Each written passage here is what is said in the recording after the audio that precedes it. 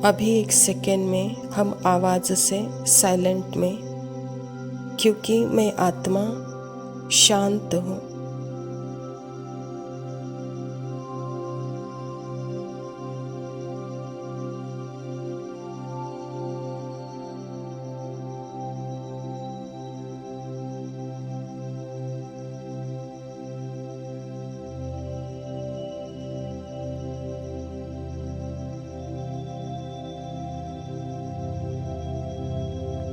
शांत स्वरूप मेरा नेचर है। जैसे परमात्मा पिता शांति का सागर है, वैसे मैं आत्मा भी शांत स्वरूप हूँ।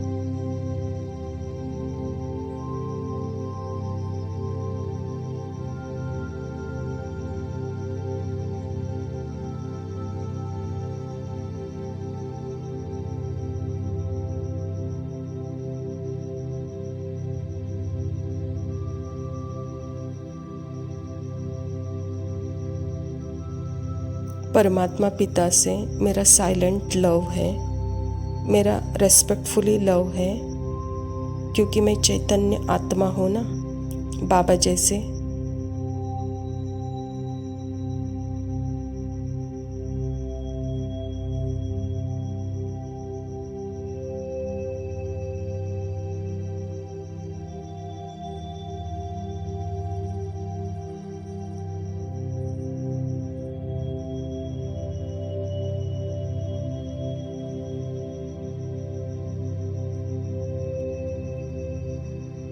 अपने अंदर मन में जो कड़वाहट है ना, बाबा को बहुत प्यार से दे देती है आत्मा।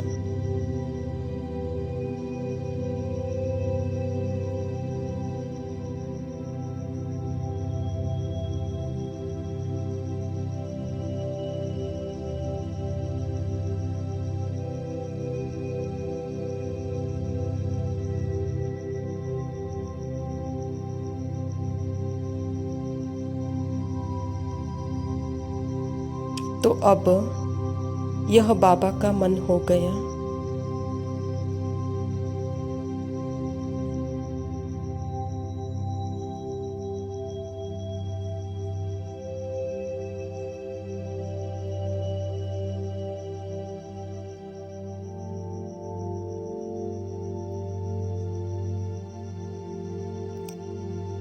तो यहाँ अभी सब कुछ बाबा का हो गया इस समय। तो यहाँ अभी कौन है? सिर्फ मैं और बाबा।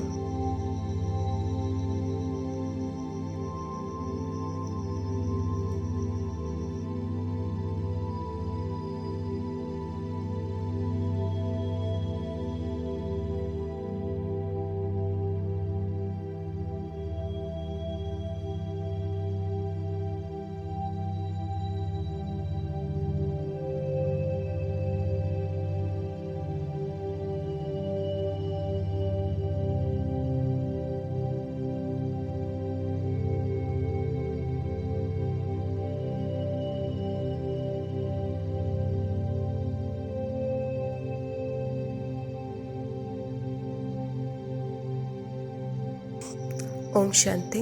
प्रातः मुरली बाप दादा और मधुबन। मीठे बच्चे, अभी यह चढ़ती कला का समय है। भारत गरीब से साहूकार बनता है। तुम बाप से सतयुगी बादशाही का वर्षा ले रहे हो। स्वयं परमपिता परमात्मा शिव बाबा प्रजापिता ब्रह्मा के तन में आकर के यह ईश्वरीय विश्वविद्यालय के द्वारा अपना पार्ट प्रत्यक्ष कर रहे हैं, अपना कर्तव्य प्रत्यक्ष कर रहे हैं। जब परमात्मा हम बच्चों को अपना परिचय देते हैं, तो जैसे हमारी यहाँ चढ़ती कला की अवस्था होती है, तो वही समय चल रहा है। भारत फिर से गरीब से साहूकार बन रहा है। बाप हम बच्चों को सतयुगी बादशाही का वर्षा फिर से दे रहे हैं। प्रश्न है, बाप का कौन सा टाइटल श्री कृष्ण को नहीं दे सकते हैं? उत्तर है, बाप है गरीब निवाज।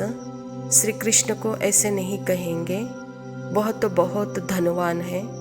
उनके राज्य में सब साहूकार है।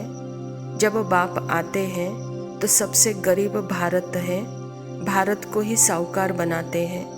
तो तुम कहते हो हमारा भारत स्वर्ग था, अभी नहीं है, फिर से बनने वाला है। गरीब निवास बाप ही भारत को स्वर्ग बनाते हैं। परमात्मा पिता होने के कारण जैसे सारे सृष्टि का वह पिता है, और सबसे पिता की विशेषता क्या होती है? जो सबसे कमज़ोर होता है, सबसे नालायक जो होता है, सबसे अज्ञानी होता है, कंगाल दुखी होता है, तो वह हालत आज भारत की है।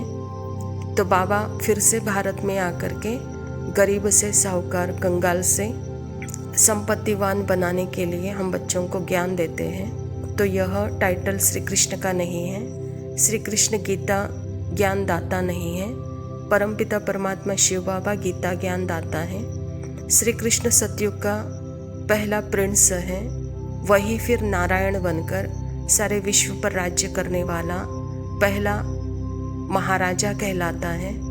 वह सबका बाप नहीं कहलाता। तो इसलिए बाबा कहता परमात्मा गरीब निवास कहलाता है, जो भारत को स्वर्ग बनाते हैं। धारणा के लिए मुख्य सार है। पहला पॉइंट है, ड्रामा के आदि मध्य अंत का ज्ञान बुद्धि में रखते हुए सब चिंताएं छोड़ देनी है। एक सतोप्रधान बनने की चिंता रखनी है। बाबा ने हम बच्चों को 3 बातें बहुत क्लियर करके बताई हैं, जो कि वह अविनाशी है। एक आत्मा अविनाशी, दूसरा आत्मा के अंदर जो 84 जन्मों का चक्र है, ड्रामा है, हर एक का पार्ट है, वह भी फिक्स स्क्रिप्टेड अविनाशी है, और परमात्मा पिता अविनाशी है। तो यह नाटक बना ही है आत्मा, परमात्मा और प्रकृति से। तो इसके आदि मध्य अंत का रहस्य बच्चों को बुद्धि में देते हैं। तो बाबा कहता बच्चे इसे सर्व चिंताओं से जैसे मुक्त हो जाएंगे, आपकी अवस्था सतो प्रधान होगी, कहता बाबा। दूसरा पॉइंट है, गरीब निवास बाबा भारत को गरीब से साहूकार बनाने आया है। उनका पूरा मददगार बनना है।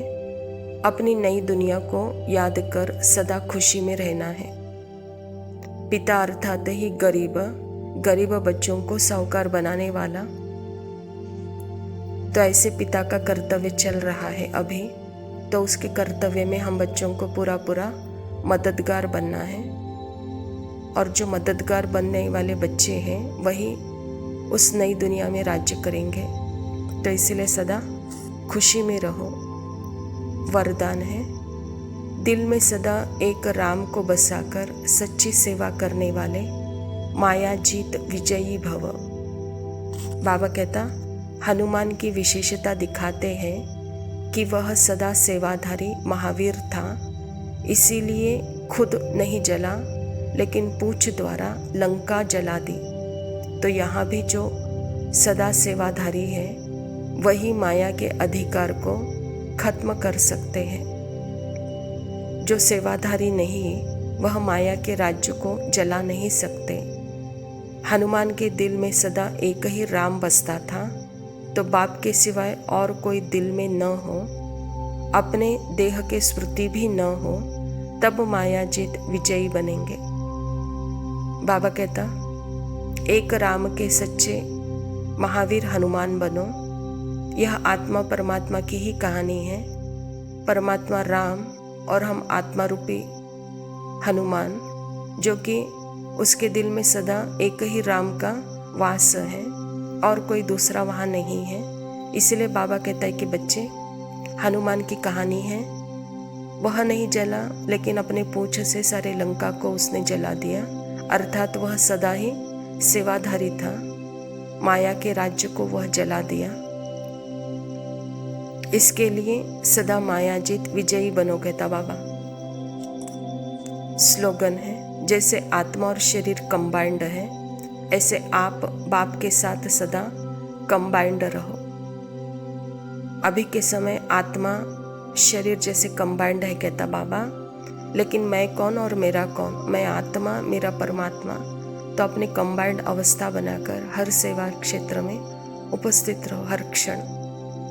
अच्छा मीठे मीठे सिकिलदे बच्चों प्रति माता पिता बाप दादा का याद कर और गुड मॉर्निंग। तुम्हारे प्यार के खातिर हम रूहानी बच्चों के रूहानी माता पिता बाप दादा याद प्यार और नमस्ते लव यू तुम्हारे प्यार के खातिर ओ भगवन।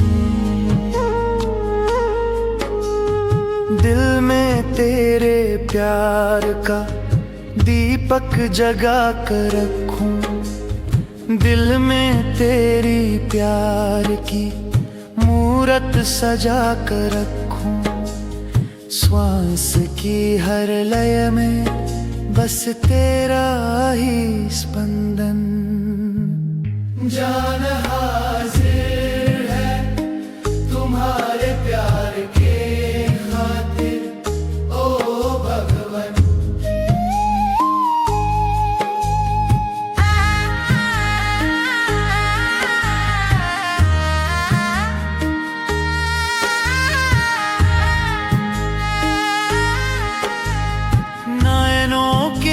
झरोखे से हम तुझको निहारा करें, गर नजर न आए तो तुझको पुकारा करें। दिल की हर धड़कन में तुझको समा दूं हरदम। जान हाजिर है तुम्हारे प्यार के खातिर ओ भगवन। जान हाजिर है तुम्हारे प्यार के खातिर ओ भगवन।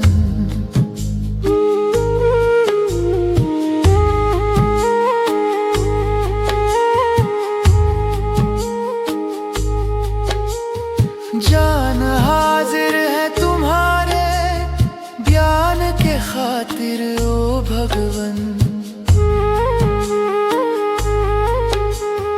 बन ज्ञान की मुरली चाहूं और गुंजन करूं, बन ज्ञान की सरिता चाहूं और सिंचन करूं। रग रग में समाता चलूं तुम्हारे ज्ञान की वाणी ओ भगवन। जान हाजिर है तुम्हारे प्यार के खातिर ओ भगवन। जान हाजिर है तुम्हारे प्यार के खातिर ओ भगवन। जान हाजिर है तुम्हारी याद के खातिर ओ भगवन। याद की ज्योति जलाए किरणें बिखेरे शक्ति की, संसार से तम को मिटाए लाए खुशियां प्रकाश की। विश्व को हम बनाए दिव्यता का एक उपवन। जान हाजिर है तुम्हारे प्यार के खातिर ओ भगवन। जान हाजिर है तुम्हारी श्रीमत के खातिर ओ भगवन।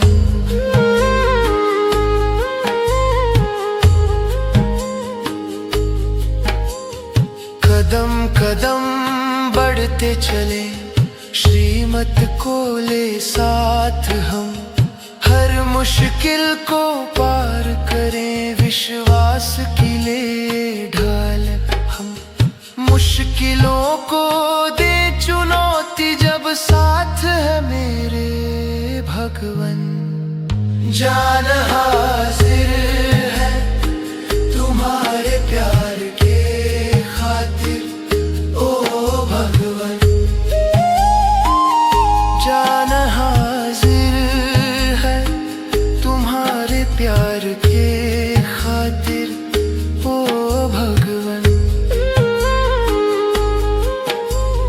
हड्डी हड्डी कर समर्पण यज्ञ की बलि वेदी पर स्वच्छ और पावन बनाए तपोबल का प्रयोग कर।